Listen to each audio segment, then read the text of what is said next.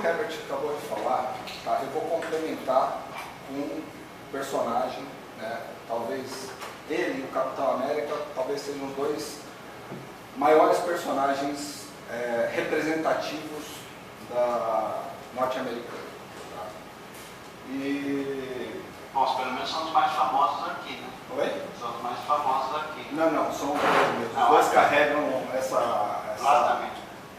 aqui bandeira. todo mundo gosta. Você vê como o Capitão América tem aquele padrão estético, né?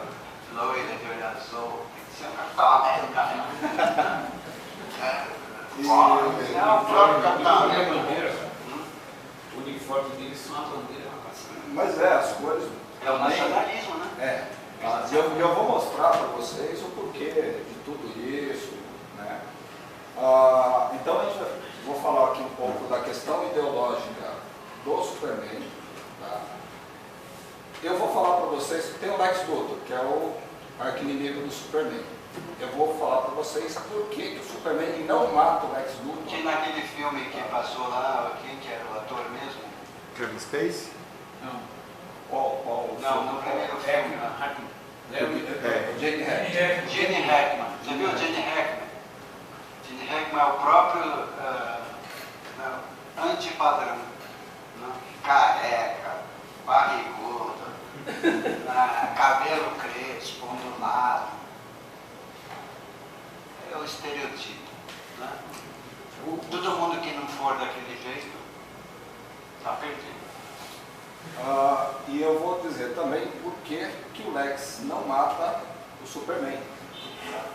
Eles ambos podiam se eliminar, mas eles não fazem isso. E tem toda uma questão ideológica por trás disso, ideais por trás disso, que impedem que eles façam isso. E o que o Herbert falou, isso aqui vai complementar utilizando esse personagem de maneira que ele reproduz uma ideia enquanto você está se divertindo. Tá? É a ordem do inconsciente. É assim que a gente... Vocês podem, a hora que vocês quiserem, levantem a mão, pode perguntar, normal. Eu ia fazer uma edição de vídeo aqui, mas não foi possível, eu tive um problema no computador, então eu vou passar um desenho, tá? Mas vai ter as suas partes. Adoro desenho. Né? Vai ter suas partes, na qual eu vou demonstrar para vocês como que os próprios desenhistas e roteiristas, eles representam o Superman. Tá? Então vamos lá. Né? Então primeiro a gente tem que entender a questão do mito do herói. Né? O que é o herói? O herói é o cara bom, ele faz o bem e nada mais basta além disso. Tá? Está sempre pronto a promover a justiça. Né? Não, eu vou chegar lá. Defender as regras. As regras. Então, ele está até disposto a morrer, né, para continuar mantendo essa ideia de herói, de pessoa boa. Tá? Por que o Superman ele é o maior super-herói que existe? Porque ele pode voar, ele tem super velocidade, super força, ele é invulnerável, ele ouve tudo. Ou seja, o cara é um ser completo. Tá? E tudo isso remete à questão da Grécia, porque o Superman ele voa igual ao Hermes, tem super velocidade, invulnerabilidade igual ao Aquiles, a força igual ao Hércules. Então é uma série de personagens que compõem tudo isso. Né? Por exemplo, a visão de raio-x ele surgiu em 38 e era uma inovação naquele período final da década de 20, década de 30, descobrirem o isótopo radioativo que dava isso, né? Então acrescentar isso no super-herói, você começa a aumentar o peso, o valor que ele tem. Tá? Né? Como eu falei, as similaridades com a mitologia, tá? Então, por exemplo, aqui eu coloco Moisés como guia, o super-herói, o Superman, ele foi adotado, foi deixado, Moisés foi adotado, e depois ele acabou se tornando guia. Gilgamesh também. Sim. Né? Nasceu primeiro. É que eu não fui muito longe, não. Era um deus astronal. E Jesus, né, vocês vão ver que a similaridade com a questão religiosa, né, particularmente com Jesus, é muito grande. Tá? Então, a criação do Superman, né, uniforme com as cores da bandeira americana, e no período, você vê, o slogan que se tinha, que ele era mais rápido que uma locomotiva, cara, né? Então, só que o tempo vai mudando e essas mudanças também são necessárias para que o personagem se atualize e que você, que novas pessoas comecem a se interessar pelo personagem. No começo ele não voava, né? Ele somente, o prédio mais alto do mundo, que na época era Empire State, ele conseguia saltar muito alto e posteriormente ele pôde voar, né? E o raio-x que eu falei para vocês, né? E posteriormente a descoberta do raio laser. Então tudo isso vai incrementando e ele vai se tornando maior. Todo mundo questiona por que o Superman usa cueca por cima da roupa dele. Porque isso aqui era o estereótipo, o biotipo de homem forte, que normalmente aparecia nos circos. Tá? Então, você pode ver que era desse jeito. Então, eu fiz uma pequena montagem, você vê, não muda nada. Não. Então, todo esse período foi desse jeito, até recentemente, quando a genitália já não são mais um problema, nem para os homens, nem para as mulheres. Então, a mudança do uniforme, nesse período, era um negócio meio complicado. A genitália, principalmente masculina, ter volume, porque existia um problema de impressão, né, porque normalmente era tiras de jornais, e depois as revistas eram feitas com papel jornal, então a qualidade era muito ruim. Então qualquer coisa fica meio desproporcional e daí podia ser um sério problema. Então era melhor deixar a cueca por cima do uniforme, era mais fácil.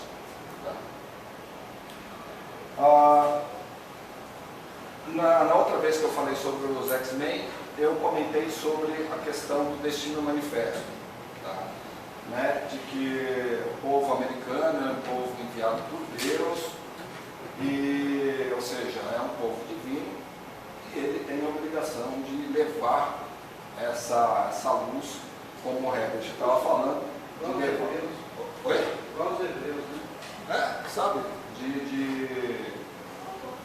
De levar essa cultura, essa liberdade para os outros. Tá? Simplesmente assim, tá? Como se fosse bom. Eles são donos mesmo, mantenedores da democracia, como o Herbert colocou. Tá? A consequência do Destino Manifesto é exatamente uma questão filosófica. Tá? O Superman, no primeiro filme, aí tá, eu não consegui fazer a edição, ele diz numa entrevista para o Lois, ele fala assim: eu defendo a liberdade e a justiça. Tá? Mas, né, consequentemente, o modo de vida que o Herbert está falando, porque tem a liberdade, mas a liberdade deles é diferente do que está ali nos direitos humanos, do que a gente imagina como liberdade.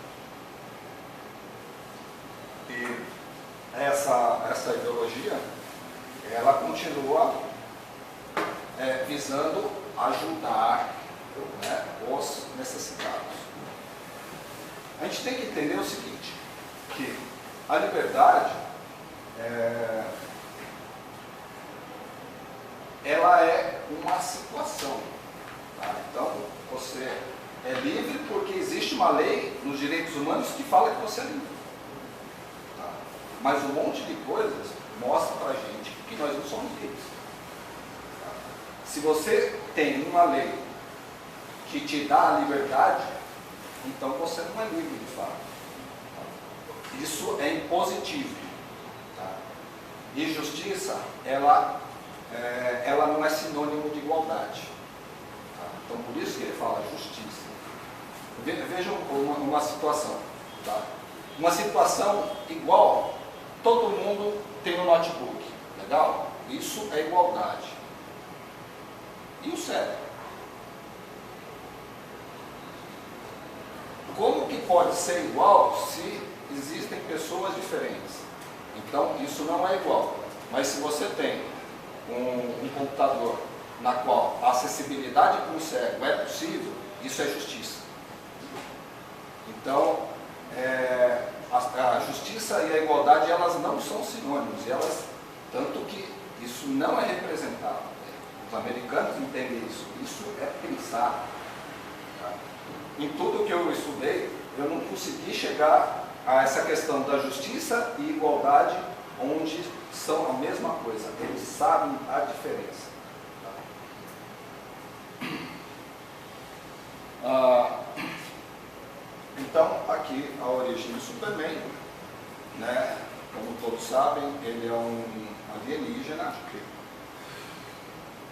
O planeta explodiu e o pai dele enviou o seu único filho para ser o campeão da Terra. Né? A nave caiu e foi criado por fazendeiros. Os valores, evidentemente, ensinados são os valores norte-americanos.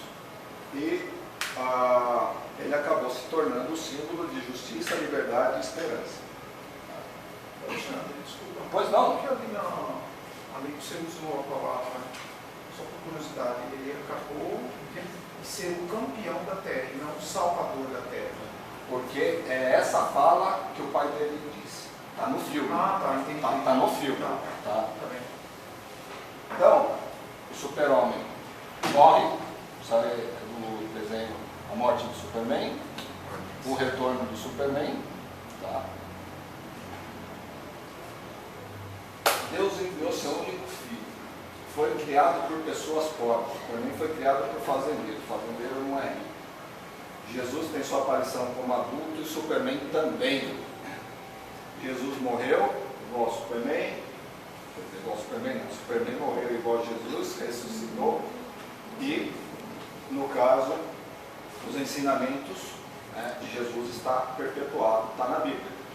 O Superman tem um quadrinho que é Legião dos Super-Heróis. Isso se passa no século 30. Esse ideal de liberdade e justiça foi tão forte que isso transpassou, isso acontece no século 20, transpassou para o século 30 e existe a Legião dos Super-Heróis, que é semelhante à Liga da Justiça no século 20. Tá? Alexandre, Diga. naquele filme Jornada das Estrelas, os caras vão levar esses ideais para todo o universo, que são os melhores. São todos, levam para todo o universo, todas as civilizações que existirem no universo. Estou falando do Jornada das Estrelas. Você viu o artigo do Jornada das Estrelas? Não, né? Os gringos.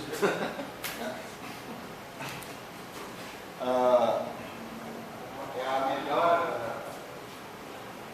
sociedade do universo. A Liga da Justiça para o universo inteiro. Pois é. É que a Jornada das Estrelas assim, é um negócio muito legal. Né? Um dia eu gostaria de falar sobre a Jornada das Estrelas.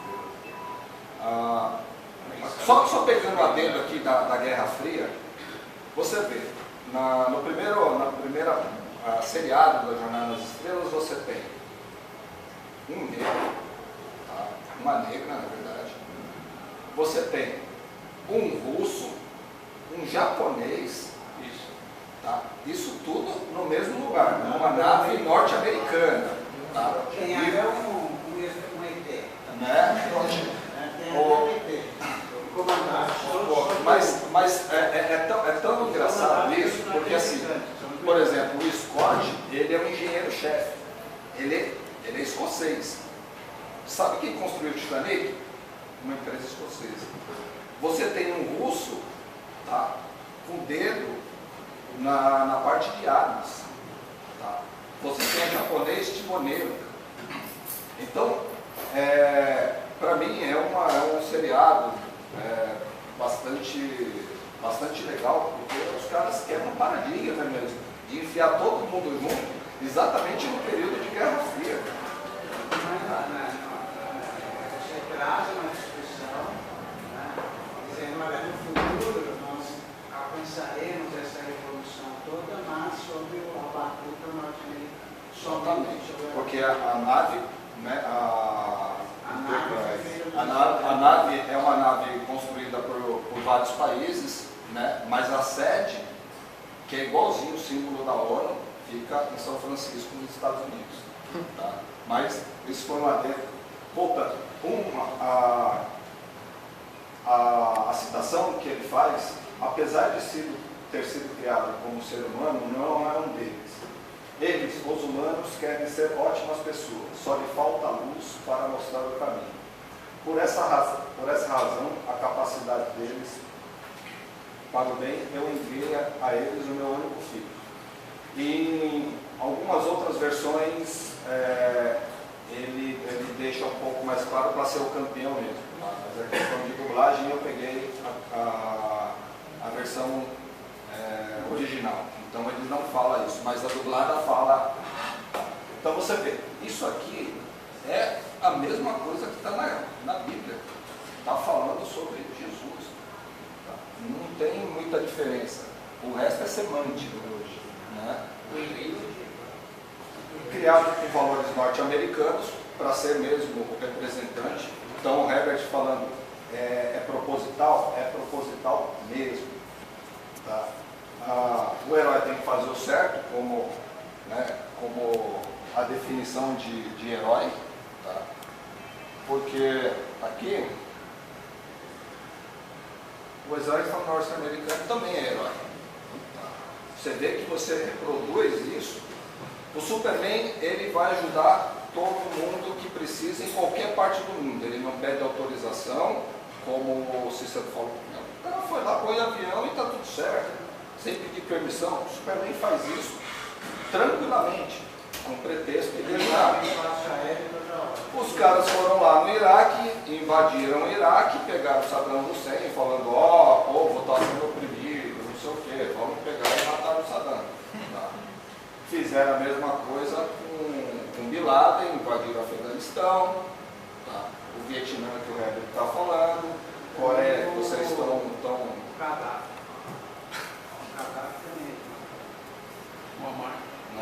Toda a vida, o presidente da Líbia, o grande líder africano, Muammar Gaddafi, maior. Então, você vê que os Estados Unidos não gostam. Quando eles capturaram o Saddam, eles fizeram festa mesmo, como se fossem heróis. Então, a gente acha isso normal. Tá? O cara invadir com pretexto de, mas não é normal, porque a gente não gostaria que os Estados Unidos invadissem aqui. Tá?